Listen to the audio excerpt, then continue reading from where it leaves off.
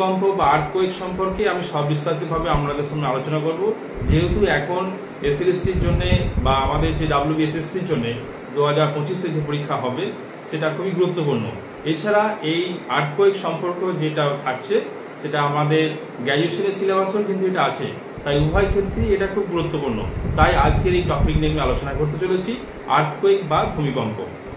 প্রথমেই বলে দিই, এই ভূমিকম্প পড়তে গেলে আমাদের অনেক কিছু টার্ম জানতে হবে। সেই টার্মগুলো আমি বোর্ডে লিখে রেখেছি, কিন্তু ওটা দেখা যাবে না পরিষ্কারভাবে।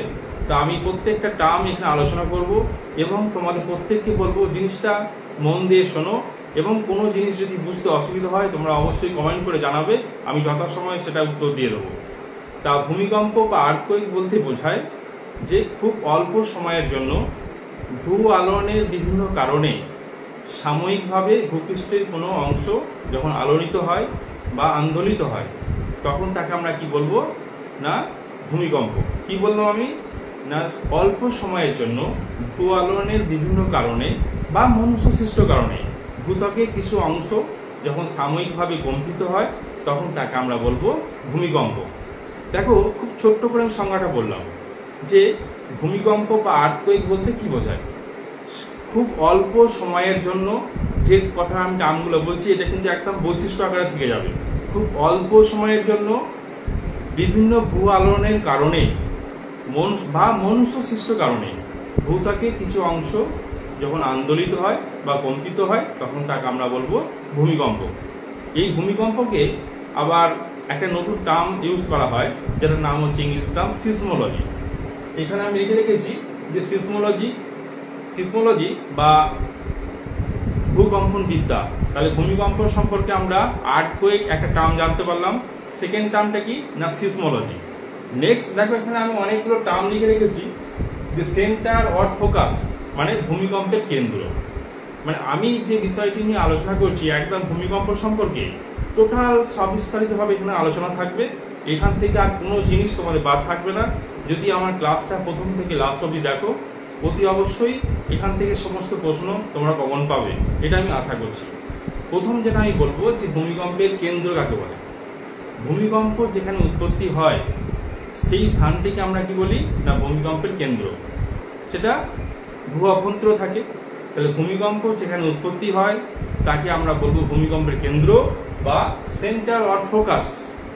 Centre or focus. নেক্সট যেটা আলোচনা করছি আমি এপিসেন্টার, অর্থাৎ ভূমিকম্পের যে কেন্দ্র সেই কেন্দ্রের ঠিক সোজাসুজি উপরের দিকে যে ভূপৃষ্ঠ থাকে সেই পয়েন্টটাকে আমরা বলবো কি না এপিসেন্টার বা ভূমিকম্পের উপকেন্দ্র। এখানে একটা ছবি যেটা আমি এঁকেছি, এখানে ছবিটা আশা করি দেখা যাচ্ছে পরিষ্কারভাবে। এটা হচ্ছে ভূমিকম্প এখানে সৃষ্টি হয়েছে, তাই একে আমি বলছি ভূমিকম্পের কেন্দ্র। এই কেন্দ্র থেকে ঠিক সরাসরি উপরের দিকে যে স্থানটি থাকছে ভূপৃষ্ঠে তাকে আমি বলছি উপকেন্দ্র বা এপিসেন্টার। এবার আরেকটা টার্ম আছে, সেই টার্মটার নামটা কি না অ্যান্টিপড সেন্টার বা প্রতিপাদ কেন্দ্র। প্রতিপাদ কেন্দ্রটা হচ্ছে যে ভূমিকম্প যেখানে সৃষ্টি হচ্ছে সেটাকে আমি বলছি কেন্দ্র। কেন্দ্র থেকে ঠিক সোজাসুজি উপরের দিকে যে অংশটি থাকছে ভূপৃষ্ঠে তাকে আমি বলছি কি না ভূমিকম্পের উপকেন্দ্র বা এপিসেন্টার।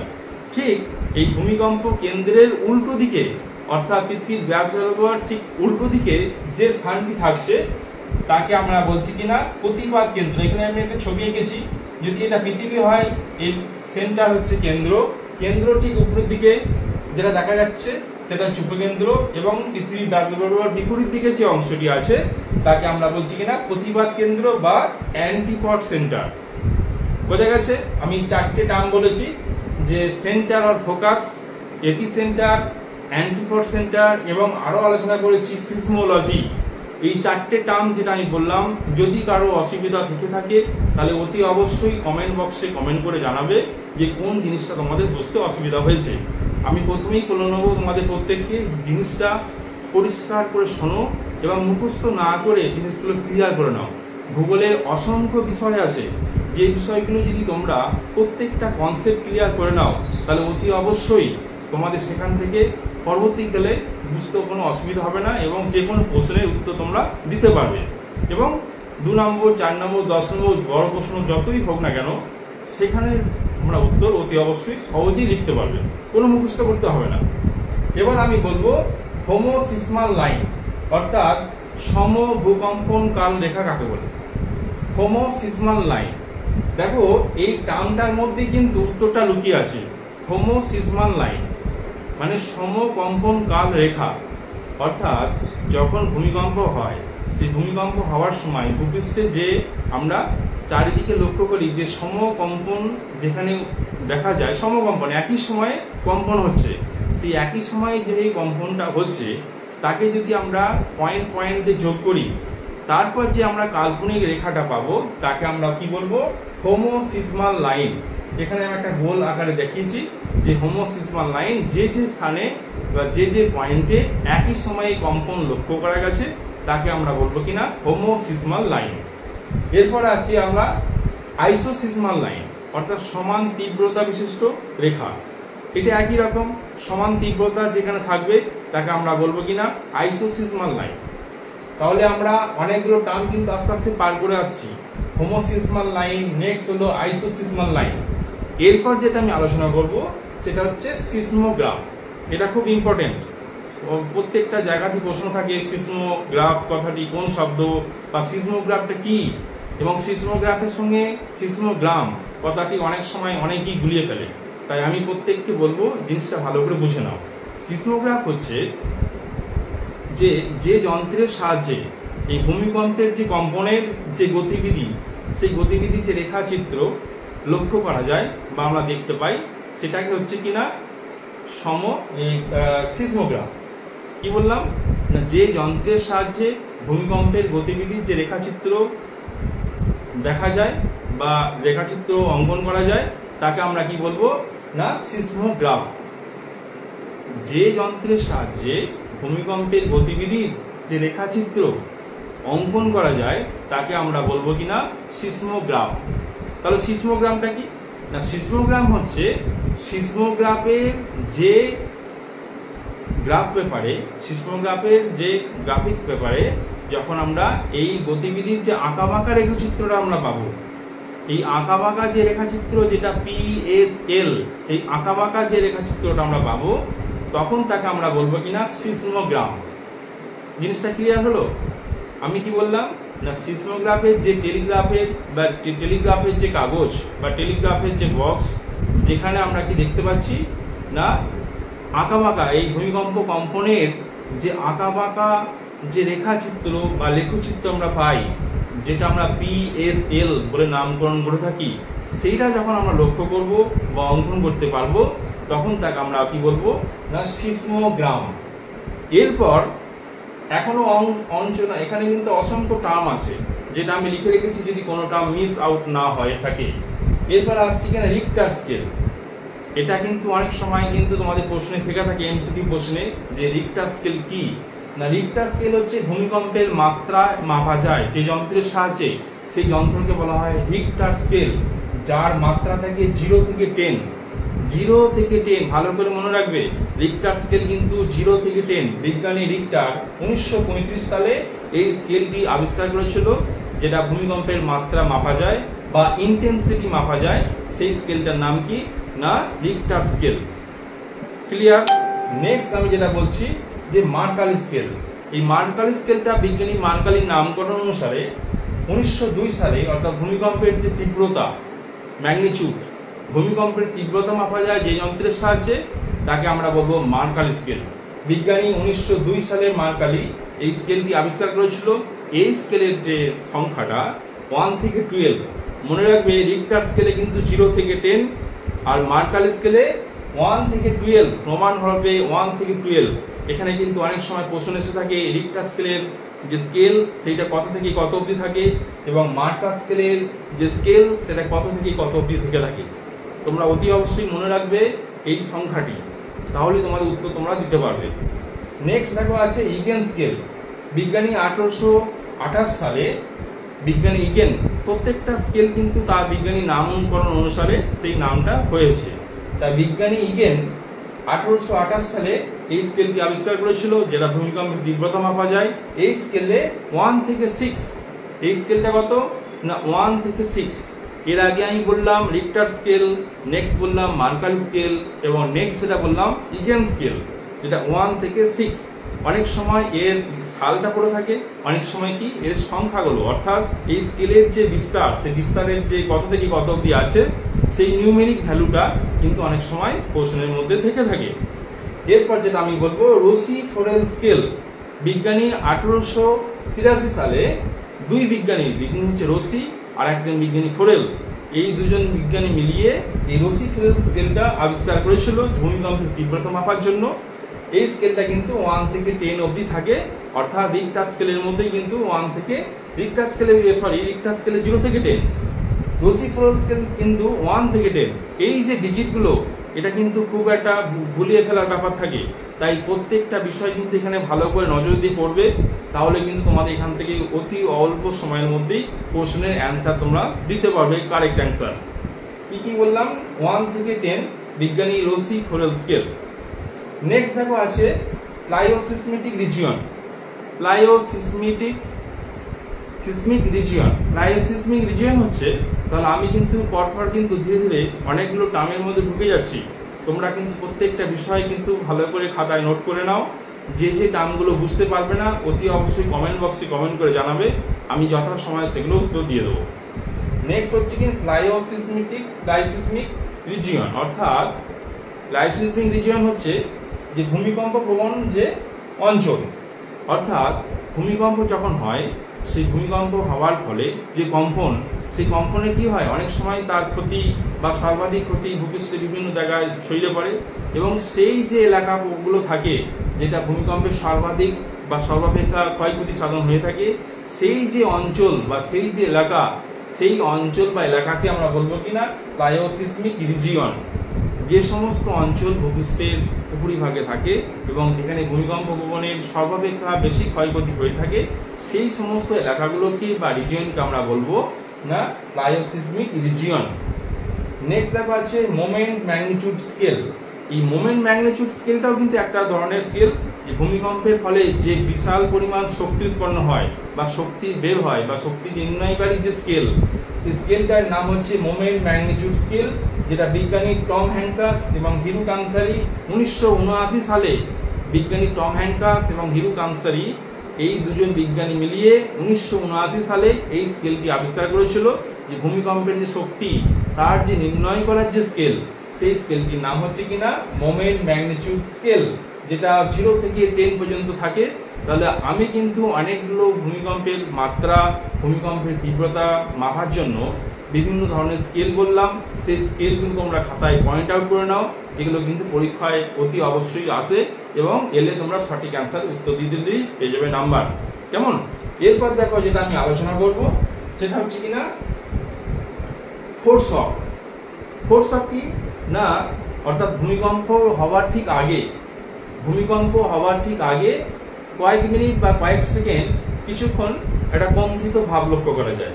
ভূমিকম্প হওয়ার ঠিক আগে, যেটা আমাদের একটা সূচনা দেখা যায় বা নমুনা দেখা যায় যে ভূমিকম্প হবে, ঠিক তার হওয়ার আগে মুহূর্তে কয়েক মিনিট বা কয়েক সেকেন্ড একটা কম্পিত হয়, এই কম্পনটাকে বলা হচ্ছে না ফোর্স শক।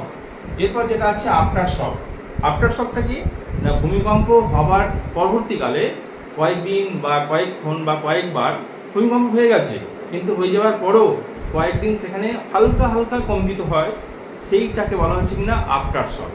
তাহলে দুটো টার্ম এখানে আবার পেয়ে গেলাম, ফোর্স শক, আফটার শক।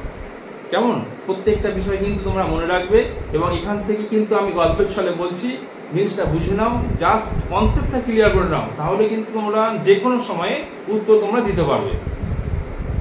এবার আমি যেটা বলবো যে ভূমিকম্পের যে বিভিন্ন তরঙ্গ আছে, ভূমিকম্পের যে তরঙ্গ ক্লাসিফিকেশন অফ ওয়েভ, অর্থাৎ ভূমিকম্পের যে তরঙ্গ আছে সেই তরঙ্গগুলোকে কয়েক ভাগে ভাগ করা যায়। প্রধানত ভূমিকম্পের যে তরঙ্গ আছে সেই তরঙ্গকে প্রধানত দুভাগে ভাগ করা যায়, একটা দেহ তরঙ্গ, একটা পৃষ্ঠ তরঙ্গ। কি বললাম? একটা দেহ তরঙ্গ বা বডি ওয়েভ, আর একটা সারফেস ওয়েভ বা পৃষ্ঠ তরঙ্গ। এই যে বডি ওয়েভ বা দেহ তরঙ্গ, একে আবার দুভাগে ভাগ করা যায়, একটা হচ্ছে প্রাইমারি ওয়েভ বা পি ওয়েভ, একটা সেকেন্ডারি ওয়েভ বা এস ওয়েভ, আর একটা সাইডে যেটা পড়ে রইল যেটা সারফেস ওয়েভ, যেটার নাম কি না লেটারাল বা এল তরঙ্গ বা পৃষ্ঠীয় তরঙ্গ। বেশ, এবার আমি যে তিনটে তরঙ্গ নিয়ে বললাম, এই তিনটে তরঙ্গগুলো কিন্তু এখান থেকে অসংখ্য প্রশ্ন এসে থাকে এই তিনটে তরঙ্গের মধ্যে। PSL, এই PSL, পি বলতে প্রাইমারি, এস বলতে সেকেন্ডারি, এল বলতে লেটারাল বা পৃষ্ঠীয় তরঙ্গ। তাহলে এই যে তিনটে তরঙ্গ আছে, মনে রাখতে হবে যে পি তরঙ্গ প্রধানত ভূমিকম্পের কেন্দ্রে উৎপন্ন হয়, পি তরঙ্গ প্রধানত ভূমিকম্পের কেন্দ্রে উৎপন্ন হয় এবং এস তরঙ্গ কেন্দ্রে উৎপন্ন হয়। কিন্তু এখানে মনে রাখতে হবে ভূমিকম্পের কেন্দ্র থেকে যখন প্রথম যে তরঙ্গ একদম উপপৃষ্ঠে বা ভূপৃষ্ঠে প্রথম এসে পৌঁছায়, সেই তরঙ্গকে আমরা বলবো পি তরঙ্গ বা প্রাইমারি ওয়েভ। ভূমিকম্পের কেন্দ্রে ভূকম্পন হওয়ার পরে প্রথম যে তরঙ্গ ভূপৃষ্ঠে এসে পৌঁছায়, সেই তরঙ্গকে আমরা বলবো পি ওয়েভ বা প্রাইমারি ওয়েভ। অনেক সময় এই তরঙ্গকে অনেক সময় কি বলা হয়, অনুদৈর্ঘ্য তরঙ্গ। কি বললাম, অনুদৈর্ঘ্য তরঙ্গ। তাহলে প্রাইমারি ওয়েভ বা পি ওয়েভ বা অনুদৈর্ঘ্য তরঙ্গ অনেকগুলো কিন্তু নাম। এই তরঙ্গের গতিবেগ কিন্তু সবচেয়ে বেশি, এই তরঙ্গের গতিবেগ সবচেয়ে বেশি এবং শক্তিও কিন্তু সব থেকে শক্তিশালী তরঙ্গ এই তরঙ্গটা। এরপর চলে আসছে কিনা এস ওয়েভ। তাহলে এস ওয়েভটা হচ্ছে ভূমিকম্পের কেন্দ্র থেকে কম্পন ভূপৃষ্ঠে প্রথম আসার পরে পরবর্তীকালে যে তরঙ্গ এসে পৌঁছায়, তখন তাকে আমরা বলবো এস ওয়েভ বা সেকেন্ডারি ওয়েভ। এটা কিন্তু ভূমিকম্পের পৃষ্ঠীয় দেহ তরঙ্গ, যেটা ভূমিকম্পের কেন্দ্রে উৎপন্ন হয়ে থাকে। অর্থাৎ কেন্দ্র থেকে উৎপন্ন হওয়ার পরে যে কম্পন ভূপৃষ্ঠে প্রথম এসে পৌঁছায় তাকে আমরা বলবো পি ওয়েভ। দ্বিতীয়বার যখন এসে পৌঁছাচ্ছে তখন তাকে আমরা বলছি কিনা এস ওয়েভ বা সেকেন্ডারি ওয়েভ। এই তরঙ্গ শক্তিশালী ক্ষমতাটা পি তরঙ্গের থেকে একটু কম, পি তরঙ্গের থেকে একটু কম। এটা কিন্তু অনুপ্রস্থ তরঙ্গ। প্রথমটা আমি বললাম অনুদৈর্ঘ্য তরঙ্গ, যেটা পি ওয়েভ। এস ওয়েভটা হচ্ছে অনুপ্রস্থ তরঙ্গ। তাহলে এখান থেকে কিন্তু আমি অনেকগুলো বৈশিষ্ট্য বলে ফেলছি যে পি তরঙ্গে কি কি বৈশিষ্ট্য থাকতে পারে। আমি কিন্তু গল্পের ছলে বলছি, তোমরা কিন্তু জিনিসটা লক্ষ্য রাখবে যে পি তরঙ্গ হচ্ছে অনুদৈর্ঘ্য তরঙ্গ। অনুদৈর্ঘ্য একদম লম্বা হয়ে চলে যায়, জাস্ট সামান্য সামান্য কম্পন থাকে, অর্থাৎ এটা হচ্ছে এই জন্য অনুদৈর্ঘ্য তরঙ্গ বলে। অনুপ্রস্থ তরঙ্গ যেটা যেটা হালকা একটু ব্যান্ড থাকে বা উপর নিচে ওঠানামা করে, এই জন্য বলা হচ্ছে অনুপ্রস্থ তরঙ্গ। এরপর যেটা আমি বলবো যে পি তরঙ্গের গতিবেগ কিন্তু সব থেকে বেশি, এটা ঘন্টায় পার স্কোয়ার কিলোমিটার, তাই যেটা থাকছে যে এটা 6 কিলোমিটার। নেক্সট যেটা থাকছে এর থেকে কম, মানে এস তরঙ্গটা, এবং এল তরঙ্গটা আরো কম।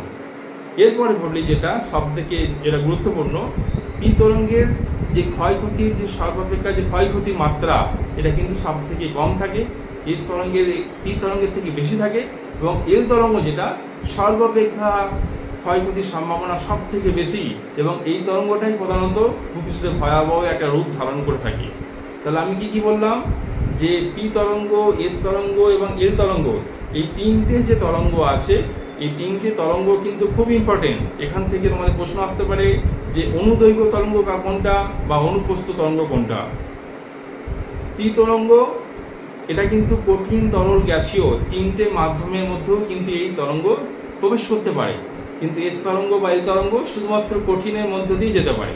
তাহলে আরেকটা কিন্তু আমি নেক্সট বৈশিষ্ট্য বা পয়েন্ট বললাম, যেটা তোমরা কিন্তু মনে রাখবে।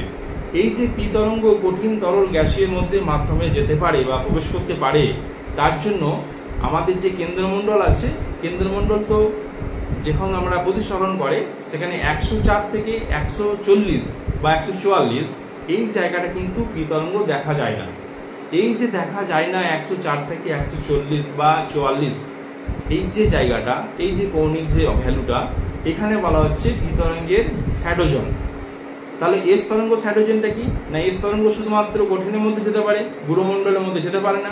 তাই এই 104 থেকে একদম 104 এই যে ভ্যালুটা, এই যে টোটাল যে ভ্যালুটা, এই জায়গাটা কি বলা হচ্ছে কিনা যে এস তরঙ্গের শ্যাডো জোন। তাহলে আমি কিন্তু এখানে দুটো জিনিস আরেকটু বলে নিলাম যে পি ওয়েভ শ্যাডো জোন কত থেকে কতর মধ্যে থাকে, বা এস ওয়েভ শ্যাডো জোন কত থেকে কতর মধ্যে থাকে। পি ওয়েভ শ্যাডো জোন এবং এস ওয়েভ শ্যাডো জোন, এগুলো যদি কারো বুঝতে, যেহেতু এখানে আমি লাইভ দেখাচ্ছি, বোর্ড ওয়ার্ক করলেও তোমরা পরিষ্কারভাবে দেখতে পাবে না, তাই আমি বলবো যদি কারো বিষয়ে কোনো জায়গাটা যদি বুঝতে অসুবিধা থেকে থাকে, তোমরা কমেন্ট বক্সে কমেন্ট করে জানাবে, আমি যথাসময়ে সেটা কিন্তু আলোকপাত করব। P wave shadow zone next বললাম এস ওয়েভ শ্যালো জোন। সব থেকে মনে রাখবে যে এই তরঙ্গে তিনটের মধ্যে সর্বাপেক্ষা ক্ষয়ক্ষতি বেশি হয়ে থাকে সেটা কোন তরঙ্গে, না এল তরঙ্গ। তাহলে আমরা ক্লাসিফিকেশনটা পেয়ে গেলাম যে পি তরঙ্গ, এস তরঙ্গ এবং এল তরঙ্গ, এই তিনটে তরঙ্গ থেকে কিন্তু অসংখ্য অসংখ্য প্রশ্ন থাকে, তোমরা সেটা মনে রাখবে। এবার যেটা আমি বলবো সেটা হচ্ছে কিনা ক্লাসিফিকেশন অফ আর্থকোয়েক, অর্থাৎ কি কি ধরনের আর্থকোয়েক হয় সেগুলো অনেক রকম ভাবে ভাগ করা যায়। সেই ভাগগুলো কি না according to the origin, according to the origin অর্থাৎ উৎসগত অনুসারে ভূমিকম্পের শ্রেণীবিভাগ। এটা প্রধানত তিনটে ভাগ আছে, একটা টেকটনিক, আইসোস্ট্যাটিক এবং নন টেকটনিক। টেকটনিক, আইসোস্ট্যাটিক এবং নন টেকটনিক। টেকটনিকের মধ্যে বুঝতেই পারছো যে পাতের সঞ্চালনের ফলে যখন ভূমিকম্প উৎপন্ন হয় তখন তাকে টেকটনিক বলছি আমরা। আইসোস্ট্যাটিক অর্থাৎ ভূপৃষ্ঠের উপরিভাগে যে পর্বত মালভূমি সমভূমি আছে সেই পর্বত মালভূমি সমভূমি গুরুমণ্ডলীর উপরিস্তরে এরা ভাসমান অবস্থায় থাকে। এই ভাসমান অবস্থায় থাকার ফলে কখনো ভূপৃষ্ঠের কোনো দুর্বল স্থান দিয়ে যখন ম্যাগমা বার হয় অর্থাৎ লাভারূপে যেটা ভূপৃষ্ঠে বেরিয়ে আসে, এর ফলে কি হচ্ছে না একটা ব্যালেন্স নষ্ট হচ্ছে। এই ব্যালেন্স যখন ভারসাম্য যখন থাকছে না তখন যে ভূমিকম্পটা হচ্ছে তখন তাকে আমরা কি বলবো আইসোস্ট্যাটিক আর্থকোয়েক। আর হচ্ছে কি নন টেকটনিক। নন টেকটনিক বলতে কি বোঝায়, নন টেকটনিকের কারণে কিন্তু অনেক সময় ভূমিকম্প হয়ে থাকে। যেমন আমরা বলবো সুনামি, যেমন আমরা বলতে পারি কিনা ওয়াটারফল, যেমন আমরা বলতে পারি যে সমুদ্র তরঙ্গের আঘাত, এর ফলে ভূমিকম্প হয়ে থাকে। বা আমরা বলতে পারি যে অন্য ধরো সাপোজ যদি এই মুহূর্তে আমার মনে পড়ছে না, যদি কোনো কারণ মনে থাকে বা কোনো উদাহরণ মনে থাকে পরে বলে দেবো। নেক্সট দেখো আছে অ্যাকর্ডিং টু দ্য ডেপথ। ডেপথের মধ্যে আবার চারটে ভাগ আছে। অ্যাকর্ডিং টু দ্য ডেপথ, এই যে ডেপথ অর্থাৎ গভীরতা, এই গভীরতা অনুযায়ী আবার চারটে ভাগ। কি কি না একটা হচ্ছে সারফেস, যখন 10 কিলোমিটারের কম ভূপৃষ্ঠ থেকে যখন 10 কিলোমিটারের কমের মধ্যে অর্থাৎ গভীরতার মধ্যে যখন ভূমিকম্প হয়ে থাকে বা উৎপত্তি হয়ে থাকে তখন তাকে আমরা বলবো সারফেস আর্থকোয়েক।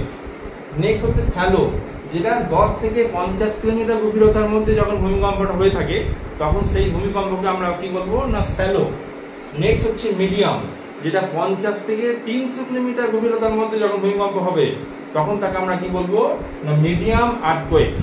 নেক্সট যেটা আছে প্লুটোনিক, যেটা 300 থেকে 700 কিলোমিটার গভীরতার মধ্যে যখন ভূমিকম্প হবে তখন সেই ভূমিকম্পকে আমরা কি বলবো না প্লুটোনিক আর্থকোয়েক।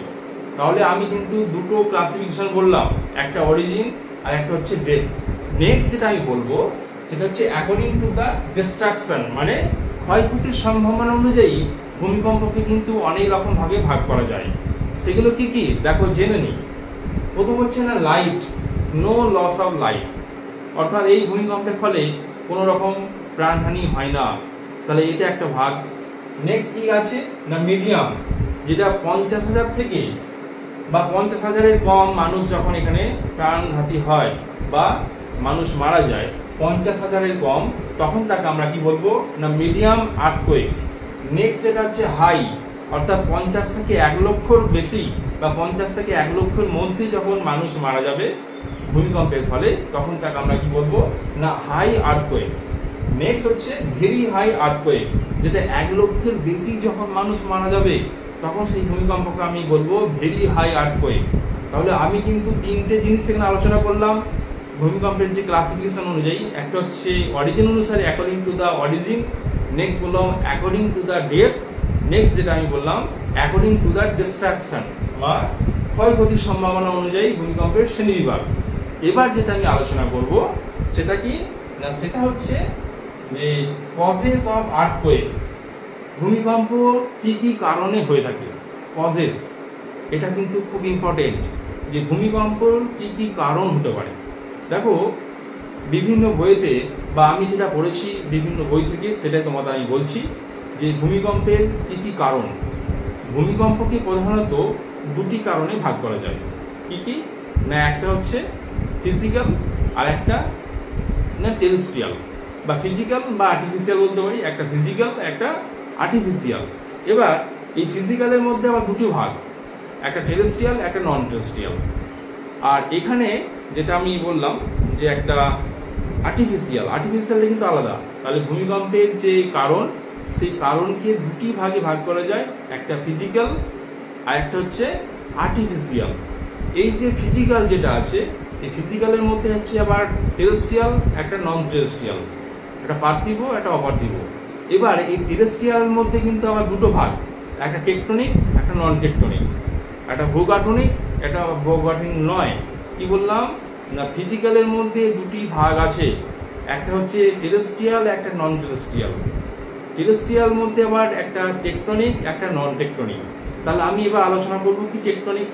টেকটনিকে কি কারণে হয়ে থাকে, অর্থাৎ কি কি কারণের দ্বারা ভূমিকম্প হয়ে থাকে না, আমি একটা ধরো বলছি পাতের সঞ্চালন। 2 নম্বর যেটা আমি বলবো কি না, ধরো ভূমিকম্প হয়ে থাকে কি কি কারণ না, টেকটনিক কারণে বললাম, একটা পাতের সঞ্চালন একটা আইসোস্ট্যাটিক মুভমেন্ট। তা দুটো জিনিস হয়ে গেল। এবার যদি আমি বলি যে কি বলবো না, যে আমাদের যে অনেক যখন পয়েন্ট যেগুলো আসে, হ্যাঁ প্লিউম অর্থাৎ ভলকানিক ইরুপশনের কারণে ভূমিকম্প হয়ে থাকে, যেটা আমার টেকটনিক কারণ। এরপর যেটা আমি বলবো যে নন টেকটনিক যে কারণগুলো আছে সেটা কি না, ধরো সুনামি হচ্ছে, এই সুনামির ফলে যে ভূমিকম্প হবে, বা ধরো ওয়াটারফল আছে, জলপ্রপাত আছে, বা ধরো বলো যে ভূমিকম্পের তরঙ্গ সমুদ্র তরঙ্গের যে আঘাত, এর ফলে যে ভূমিকম্প হয়, সেগুলি হচ্ছে কি আমার নন টেকটনিক। তাহলে আমরা টেকটনিকের মধ্যে আমরা কিছু জিনিস পেলাম যে কারণে ভূমিকম্প হয়ে থাকে, আবার নন টেকটনিকের মধ্যে আমরা কিছু জিনিস পেলাম যে কারণে ভূমিকম্প হয়ে থাকে। এবার আমি বলবো এটা টেরেস্ট্রিয়ালের পার্ট অর্থাৎ পার্থিব পার্ট। এবার যেটা আমি আলোচনা করব যে নন টেরেস্ট্রিয়াল অর্থাৎ অপার্থিবের মধ্যে কি কি হতে পারে না, উল্কাপাত। যখন উল্কার পতন হয় বায়ুমণ্ডলের মধ্যে দিয়ে যখন ভূপৃষ্ঠে এসে আছড়ে পড়ে, তাহার যে আঘাত, যে আঘাতের ফলে যে ভূমিকম্প হয় সেটা হচ্ছে কিনা নন টেরেস্ট্রিয়াল বা উল্কাপাতের ফলে কিন্তু ভূমিকম্প হয়ে থাকে, যেটা অপার্থিব কারণ।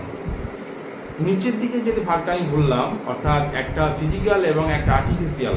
এবার আর্টিফিশিয়াল কি কি কারণ জন্য ভূমিকম্প হয়ে থাকে, দেখো আমরা জানি যে আনসাইন্টিফিক মাইনিং অর্থাৎ খনিজ যখন উত্তোলন করা হয় সেটার জন্য অবৈজ্ঞানিক কোনো কারণের জন্য যখন হয়, আনসাইন্টিফিক মাইনিং এর ফলে যখন ভূমিকম্প হয়, তখন সেটা আমি বলবো কিনা যে আর্টিফিশিয়াল মনুষ্য সৃষ্ট কারণে যখন ভূমিকম্প হবে তখন তাকে আমরা বলবো আর্টিফিশিয়াল।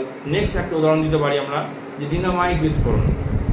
ডিনামাইট যখন ডিস্ট্রাকশন করা হয় বা বিস্ফোরণ করা হয়, তার ফলে যখন ভূমিকম্প হয় সেটা হচ্ছে ডিনামাইট বা আমাদের আর্টিফিশিয়াল কারণ। নেক্সট হতে পারে কিনা ধরো আমি বললাম যে ড্যাম কনস্ট্রাকশন। এই ড্যাম কনস্ট্রাকশনের ফলেও কিন্তু অনেক সময় ভূমিকম্প হয়ে থাকে। তাহলে এগুলো কি না, এগুলো হচ্ছে মনুষ্য সৃষ্ট কারণ, এর কারণের দ্বারা ভূমিকম্প হয়ে থাকে। তাহলে এখানে কিন্তু আমি অসংখ্য কারণ বললাম, যে একটা ফিজিক্যাল একটা আর্টিফিশিয়াল। ফিজিক্যালের মধ্যে আবার কি বললাম টেরেস্ট্রিয়াল নন টেরেস্ট্রিয়াল, টেরেস্ট্রিয়ালের মধ্যে আবার কি টেকটনিক নন টেকটনিক।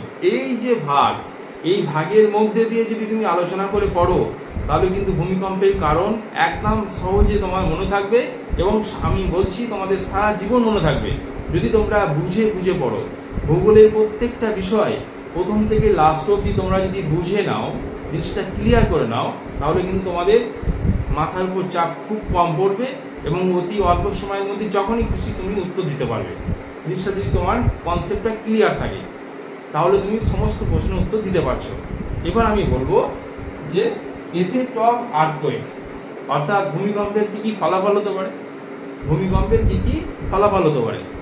একটা ধরো ফিজিক্যাল এবং একটা ধরো মনুষ্য সৃষ্ট বা মনুষ্যের উপর কি কি প্রভাব ফেলতে পারে। ফিজিক্যালটাকে জেনে নিই যে ধরো ভূমিকম্পের কি কি প্রভাব হতে পারে। ভিগুর সৃষ্টি, খাঁজ কাটা ভিগুর সৃষ্টি হতে পারে, যেটা আমি প্রথমে অর্থাৎ ফেসবুকে যখন আমি পোস্ট করেছিলাম, আমি যখন বলেছিলাম যে একটা থাম্বনেল দিয়েছিলাম, সেখানে দেখবে ছবি আছে বিভিন্ন রকম, একটা ক্ষতি সৃষ্টি হয়েছে বা ভেঙে গেছে, ভিগু সৃষ্টি হয়েছে। তাহলে এটা হচ্ছে কিনা ভূমিকম্পের ফলাফল, যেটা ফিজিক্যালের উপর পড়ে। জলপ্রপাত সৃষ্টি হয়, ভিগুর সৃষ্টি হয়, চ্যুতির সৃষ্টি হয়, বিভিন্ন ধরনের পর্বতের সৃষ্টি হয় ভূমিকম্পের ফলে, বা অনুৎপাতের সৃষ্টি হয় ভূমিকম্পের ফলে, বা হতে পারে সমুদ্রতলের জলের পরিবর্তন, বা সমুদ্রতলের যে তল, সে তলের পরিবর্তন হতে পারে, তলের ওঠানামা হতে পারে, এগুলো হচ্ছে কিনা ফিজিক্যাল। নেক্সট কি না, নেক্সট হচ্ছে যে মনুষ্য সৃষ্ট, অর্থাৎ মনুষ্যের উপর কি প্রভাব ফেলতে পারে। আমরা জানি, প্রথমেই বললাম লস অফ লাইফ, অর্থাৎ ডেথ অফ লাইফ, প্রাণহানি হয়, অর্থাৎ এখানে ভূমিকম্পের ফলে অসংখ্য মানুষ মারা যায়। ডিস্ট্রাকশন অফ ইলেকট্রিক বা রোড, যে রাস্তাঘাট আছে বা ইলেকট্রিসিটি আছে সেগুলো অনেক সময় নষ্ট হয়ে যায়। অনেক সময় কি হয় না, কি বলবো, যে চাষের জমি বা আমাদের ফরেস্ট ল্যান্ড সেগুলো নষ্ট হচ্ছে, লস অফ বা ডিস্ট্রাকশন অফ ফরেস্ট, অর হচ্ছে কি না আমাদের agriculture land, forest and agriculture land. Next আমি বলবো যে ভূমিকম্পের ফলে যেটা মানুষের উপর অনেকটা কিন্তু ব্রেনে অনেকটা মানসিক প্রভাব ফেলতে পারে ভূমিকম্পের ফলে। তাহলে ভূমিকম্পের এগুলো হচ্ছে ফলাফল। আমি তাহলে টোটাল বিষয়টি একটু আলোচনা করিনি যে ভূমিকম্প সম্পর্কে আজকে সমস্ত বিষয়গুলো কি কি বলা। এরপর আরও কিন্তু টপিক আছে ভূমিকম্প সম্পর্কে, যেগুলো আমি এখনই আলোচনা করব। একটু জাস্ট এতক্ষণ যেটা বললাম একটু জাস্ট সামারি করে নিই যে ভূমিকম্প সম্পর্কে আমি এখন কি কি অবধি আলোচনা করেছি। প্রথম কি সিজমোলজি বা ভূমিকম্প বলতে কি বোঝায় না, ভূমিকম্প সম্পর্কে বা আর্থকোয়েক বা ডেফিনেশন দিয়েছি। তারপর বলেছি কিনা না সেন্টার অর ফোকাস, ভূমিকম্পের কেন্দ্র বা উপকেন্দ্র। নেক্সট বলেছি ভূমিকম্পের প্রতিবাদ কেন্দ্র। নেক্সট বলেছি হোমোসিসমাল লাইন, ভূকম্পন কালরেখা। নেক্সট বলেছি আইসোসিসমাল লাইন, তীব্রতা সম্পন্ন রেখা। নেক্সট বলেছি সিসমোগ্রাফ। নেক্সট বলেছি সিসমোগ্রাম। নেক্সট যে ভূমিকম্পের যে মাত্রা বা তীব্রতা মাপা যায় সেগুলো কোন কোন স্কেল আছে, Richter scale, Mercalli scale, Eigen scale, Rossi Forel scale, cryoseismic region, moment magnitude scale. এই এতগুলো যে স্কেল বললাম সেগুলো কিন্তু তোমরা মনে রাখবে। নেক্সট হচ্ছে কিনা হ্যাঁ একটা যেটা আমি বলিনি সেটা হচ্ছে সিসমিক গ্যাপ, অর্থাৎ ভূমিকম্পন ছেদ। অনেক সময় দেখা গেছে যে বিগত কয়েক দশক বা অনেক সময় যখন ভূমিকম্প প্রবণ অঞ্চলে ভূমিকম্প হয়নি, একটা ভূমিকম্প প্রবণ অঞ্চল কিন্তু সেখানে বিগত কয়েক দশক ভূমিকম্পন হয়নি বা ভূকম্পন হয়নি, সেই যে গ্যাপ বা সেই যে এলাকা তাকে আমরা কি বলছি না ভূকম্পন বা সিসমিক গ্যাপ, ভূকম্পন ছেদ। অর্থাৎ বিগত কয়েক দশক ধরে সেই ভূমিকম্পন প্রবণ অঞ্চলে ভূমিকম্পন হয়নি, এই যে সময়ের যে বিরতি একে বলছি কিনা আমরা সিসমিক গ্যাপ বা ছেদ, ভূমিকম্প প্রবণ যে ছেদ। এরপর যেটা আমি আলোচনা করেছি যে ক্লাসিফিকেশন অফ আর্থকোয়েক, ভূমিকম্পকে প্রধানত কয় ভাগে বা কি ভাগে ভাগ করা যায়, যেটা আমি বলেছি according to the origin, according to the depth, according to the distraction. Next যেটা আমি বলেছি যে ফোর্স শক, আফটার শক, যে ভূমিকম্পের হওয়ার আগে কি হয়, ভূমিকম্পের পরে কখন কি হয়, কাকে কি বলে। নেক্সট যেটা আমি আলোচনা করিনি সেটা হচ্ছে সিকোয়েক, অর্থাৎ ভূমিকম্প যখন সমুদ্র সংগঠিত হয় বা সমুদ্র উৎপত্তি হয় তখন তাকে আমরা কি বলবো না সিকোয়েক বা সামুদ্রিক যে ভূকম্পন, যেটা সমুদ্র উৎপত্তি হয়ে থাকে, ভূমিকম্পের কেন্দ্র যখন সমুদ্র থাকে তখন তাকে আমরা বলবো কিনা সিকোয়েক। নেক্সট হচ্ছে সুনামি। সুনামি আমরা জানি এটা জাপানি শব্দ। সু শব্দের অর্থ কি বন্দর এবং নামি শব্দের অর্থ হচ্ছে ঢেউ, অর্থাৎ বন্দরগামী যখন ঢেউ সৃষ্টি হয় তখন তাকে আমরা কি বলবো সুনামি। সু শব্দের অর্থ কি আমরা জানি যে বন্দর, যেটা জাপানিজ ওয়ার্ড, এবং নামি শব্দের অর্থ হচ্ছে ঢেউ, অর্থাৎ বন্দরগামী যখন ঢেউ আছড়ে পড়ে তখন তাকে আমরা কি বলছি না সুনামি। নেক্সট এখন আমি আলোচনা করব যে ভূমিকম্প প্রবণ যে অঞ্চল আছে বা এলাকা আছে, ভূমিকম্প প্রবণ যে অঞ্চল সেই অঞ্চলগুলোকে প্রধানত 4 ভাগে ভাগ করা যায়। কি বললাম, এই যে ভূমিকম্প প্রবণ অঞ্চল সেই অঞ্চলকে প্রধানত গোটা ওয়ার্ল্ডের ক্ষেত্রে দেখা গেছে যে ভূমিকম্প প্রবণ অঞ্চল হচ্ছে 4টি। কি না, একটা হচ্ছে প্রশান্ত মহাসাগরীয় বলয়, 4টে বলয় দ্বারা ভূমিকম্প প্রবণ অঞ্চলকে ভাগ করা হয় বা অঞ্চলকে চিহ্নিত করা হয়। একটা হচ্ছে প্রশান্ত মহাসাগরীয় বলয়, যেটা গোটা প্রশান্ত মহাসাগর অঞ্চল বরাবর এটা অবস্থান করে। নেক্সট হচ্ছে কিনা মধ্য সাগরীয় বলয়। মধ্য সাগরীয় কি না আটলান্টিক মহাসাগরীয় সাগরের যে বলয় আছে সেই বলয়টা থাকে, তার মধ্য সাগরীয় বলয়। নেক্সট হচ্ছে কিনা না আলপীয় বলয়, ইউরোপীয় আলপীয় বলয়, যেটা আল্পস এবং হিমালয় পার্বত্য অঞ্চল যে বলয় আছে সেটা হচ্ছে একটা বলয়। এবং আরেকটা কি না আফ্রিকার যে চ্যুতি সংগঠিত বৃহৎ চ্যুতিযুক্ত অঞ্চল সেই একটা বলয়। তাহলে এই 4টে বলয় দ্বারা ভূমিকম্প প্রবণ অঞ্চলকে চিহ্নিত করা হয়। এবার আমি যেটা আলোচনা করব যে আর্থকোয়েক সম্পর্কে, যেটা আমি সবিস্তারিতভাবে বললাম, causes of earthquake, effect of earthquake বা ভূমিকম্প প্রবণ অঞ্চল, এই সমস্ত বিষয়টি, ভূমিকম্প প্রবণ অঞ্চল বা সমস্ত বিষয় ভূমিকম্প সম্পর্কে যা যা আমি বললাম, তোমরা যদি প্রত্যেকটা পয়েন্ট স্টেপ বাই স্টেপ খাতায় লিখে লিখে কমেন্টগুলো করে নাও বা লিখে লিখে জেনে নাও বা বুঝে নাও, তাহলে আমি আশা করব যে ভূমিকম্প সম্পর্কে বা আর্থকোয়েক সম্পর্কে আর কোনো বিষয় তোমাদের অজানা থাকবে না। যদিও থেকে থাকে বা আমি সেটা হাইলাইট বা ওভারল্যাপ করে গেছি, সেই বিষয়টি যদি থেকে থাকে তোমরা কমেন্ট করবে, তাহলে আমি জেনে নেবো এবং তোমারও জানা হয়ে যাবে। তাহলে এই ভূমিকম্প প্রবণ যে অঞ্চল বা ভূমিকম্পর ফলে যা যা হয় বা এই টপিক থেকে যা যা বিষয় আমি বললাম, সেগুলো যদি তোমরা পয়েন্ট আকারে পড়ে নাও, তাহলে কিন্তু অতি অল্প সময়ে এবং খুব সহজভাবে তোমরা ভূমিকম্প সম্পর্কে বুঝতে পারবে। এবং তোমরা জানো যে এই টপিক থেকে কিন্তু অসংখ্য বিগত সালে প্রশ্ন এসেছে, যেটা আমরা WBSSC দেখেছি বা SLST দেখেছি গতবারে, এবং যেটা আমরা জানি যে এখানে গ্র্যাজুয়েশনের একটা টপিক, এখান থেকে অসংখ্য প্রশ্ন এসে থাকে এবং যে যে প্রশ্নগুলো আসে সেগুলো কিন্তু আমার এই পয়েন্টের মধ্যেই আছে, যে ভূমিকম্পের কারণ ও ফলাফল, ভূমিকম্পের থেকে অসংখ্য শর্ট প্রশ্ন, যেটা আমি তোমরা বললাম যে যতগুলো আমি পয়েন্ট বলেছি সেই পয়েন্টগুলো যদি তোমরা মনে রাখো, এখান থেকে তোমাদের অসংখ্য কিন্তু শর্ট প্রশ্নের উত্তর তোমরা দিতে পারবে। এরপর যেটা বলবো যে ভূমিকম্প সম্পর্কে যদি তোমাদের কোনো বিষয় যদি অজানা থেকে থাকে, তাহলে সেটা আমাকে জানাবে, কমেন্ট করবে, আমরা যথাসময়ে কিন্তু সেগুলো উত্তর দিয়ে দেবো। এরপর